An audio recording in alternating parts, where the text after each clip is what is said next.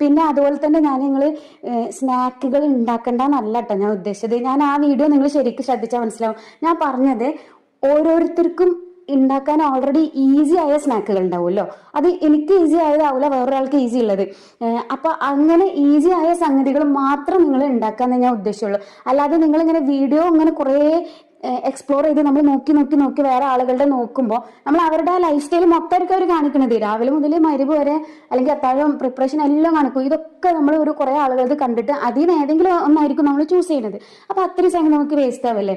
അപ്പൊ അങ്ങനെ നോക്കാതെ നിങ്ങൾ റമദാനിന് മുന്നേ തന്നെ ഇനി വേണമെങ്കിൽ കഴിഞ്ഞ റമദാനിന് അവർ അപ്ലോഡ് ചെയ്ത വീഡിയോസ് ഇപ്പൊ ഇരുന്ന് കണ്ടിട്ട് അതിൽ നിന്ന് കുറച്ച് ഇഷ്ടപ്പെട്ടത് നോട്ട് ചെയ്ത് വെച്ചിട്ട് ഇന്ന സ്നാക്ക് ഉണ്ടാക്കും നോട്ട് ചെയ്ത് വെച്ചാൽ നിങ്ങൾക്ക് അത് ചെയ്യാൻ പറ്റുമല്ലോ. അങ്ങനെയാണ് ഞാൻ ഉദ്ദേശിച്ചുള്ളൂ കേട്ടോ. നിങ്ങൾ അത് കണ്ടിട്ട് വെറുതെ സമയം കളയണ്ടെന്നുള്ളത്.